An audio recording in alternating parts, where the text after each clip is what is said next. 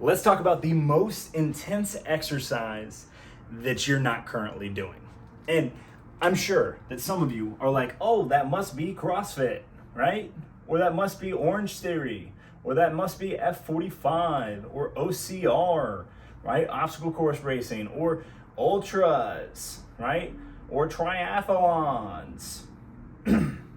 Or, maybe it's powerlifting or bodybuilding to get in your bodybuilding to get in your little tankini on stage.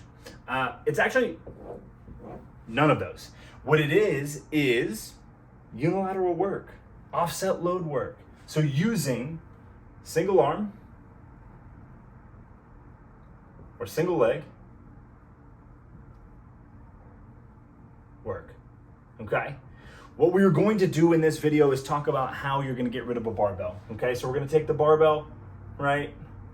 And we are just gonna cancel it like Donald Trump. And the reason that we're gonna do that today is because with barbell work, right, which I would look at and classify as bilateral, okay, so two legs, and balanced,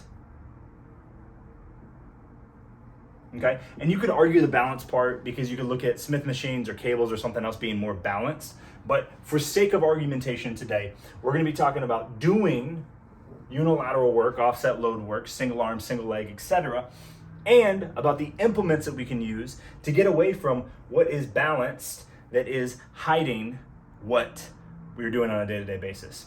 Most of us have discrepancies between left and right, between forward and back, between hamstrings and quadriceps, between biceps and triceps, between chest and back. We have discrepancies, but we hide them so well because we only ever move in a place that is utopia for the body. We move in planes that we don't normally move in out in the real world, right? How many times have you been doing a deadlift and one side hit before the other and the ground was actually level? How many times have you seen your hip shift when you get to the bottom of a squat, or you're going to overhead press and one arm seems to be higher than the other when you're using a barbell? That's because, well, that could be a couple things, right?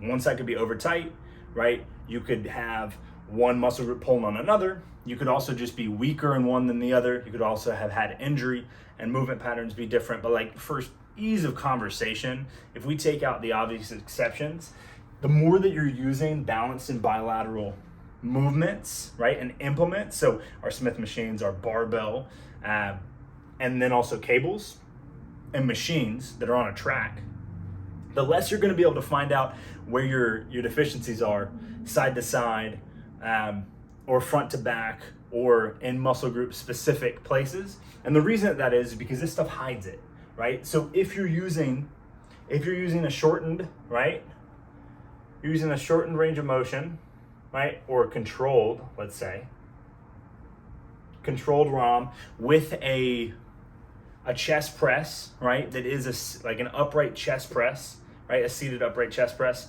that's in a commercial gym, you might not realize that there's a part of your chest that's stronger than the other, right? Or that you're weak when you get super deep in there, and it could be a tension thing, it could be a tightness thing, it could be anything, but you're not gonna see that on a machine. Now, does it mean that machines don't have their place? No, but it does mean that you need to get out of this controlled utopia, right? Where everything exists in only one plane at a time. Because if you're going to be resilient and legitimately do functional fitness, to have this be a real lifestyle change for the long run and prevent you from slip and falls and, career-ending injuries and hip replacements and other things, you're gonna have to move in more planes than just one at a time. Forward or back, or left or right, or up or down. Life doesn't exist in those planes. Yes, it does exist in those planes combined with one another. And so it's good to be able to walk forward and walk back and walk side.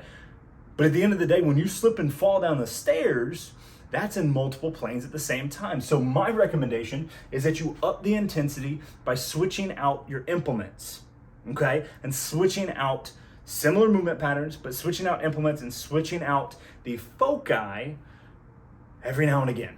Okay, so does this mean that you need to get rid of, bench or deadlift or squat, right? All normally with a barbell. Does this mean you need to get rid of that or machine? Right? No, it does not mean that you need to get rid of it. But it does mean that if you're going to be doing that once a week, what I would love to see you do is switch the barbell or the machine out for kettlebells or dumbbells. And if you want to go even crazier and get the core involved, go single arm at a time.